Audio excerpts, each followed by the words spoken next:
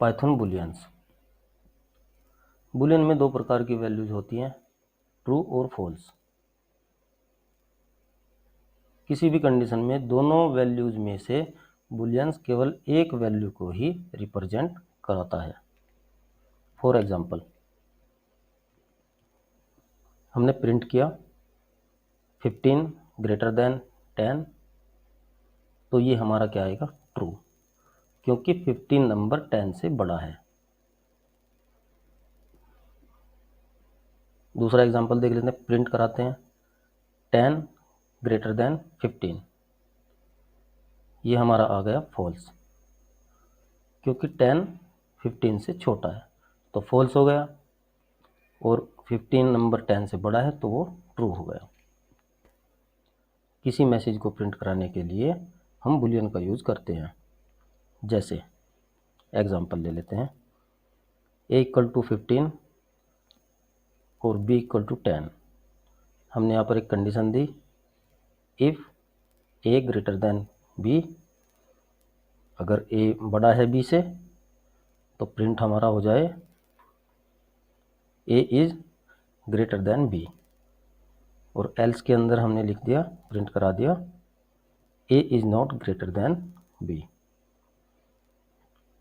क्योंकि यहाँ पर a b से बड़ा है तो हमारा प्रिंट हो जाएगा a is greater than b। ठीक है। Evaluate values and variables. Bull function सभी वैल्यूज को अलाउ करता है और बदले में रिटर्न करता है ट्रू और फॉल्स। एग्जांपल ले लेते हैं, हमने प्रिंट कराया बुल, प्रिंट, इसके अंदर बुल रखा और बुल के अंदर हमने एक स्ट्रिंग करा दी हेलो, तो रिटर्न हमारा क्या आया, ट्रू। दूसरा प्रिंट करा के हमने एक नंबर देखा, इंटीजर, बुल के अंदर हमने 10 लिखा, देखा हमने, ये आ गया हमारा ट्रू। उसके बाद हमने 0 रखा, तो 0 क्या है, 0 नंबर फॉल्स आता है, क्योंकि बुलियन 0 को फॉल्स रखता है। 0 को छोड़कर जो भी संख्या है सभी ट्रू होती हैं। अब वेरिएबल्स के लिए देख लेते हैं, a = हमने एक स्ट्रिंग रख लिया हेलो, और b = हमने एक 10 नंबर रख लिया इंटीजर। तो हमने प्रिंट कराया, प्रिंट बुल, इसके अंदर हमने a वेरिएबल रखा, तो ये हमारा रिजल्ट ट्रू आ गया। प्रिंट हमने b को कराया, बुल के अंदर b रखा, तो ये भी हमारा ट्रू आ गया।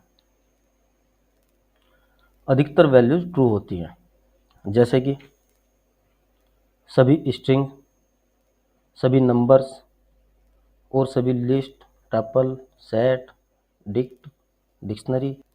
बुलियन में ये सभी ट्रू वैल्यूज होती हैं। एक कंडीशन है कि कोई भी स्ट्रिंग हो या नंबर हो या लिस्ट, टपल, सेट, डिक्ट, कोई भी खाली ना हो। अगर खाली है तो हमारा रिजल्ट आएगा फॉल्स। ठीक है। एग्जाम्पल देख लेते हैं, हमने एक नंबर प्रिंट कराया, प्रिंट बुल, 15 नंबर हमने प्रिंट कराया, ट्रू आ गया। अगर हम कोई स्ट्रिंग प्रिंट कराते हैं तो भी ट्रू आती है। हम बुल के अंदर अगर टपल को ले लेते हैं, ये भी ट्रू आ गया, इसके अंदर कोई भी नंबर लिख दिया। और अगर हम लिस्ट को देखते हैं तो वो भी ट्रू आती है, और सेट भी ट्रू आता है।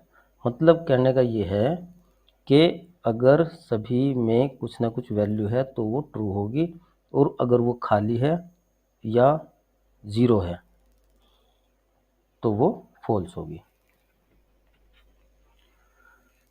पाइथन में is instance built in function होता है, जो किसी ऑब्जेक्ट में डेटा का टाइप ट्रू और फॉल्स देता है।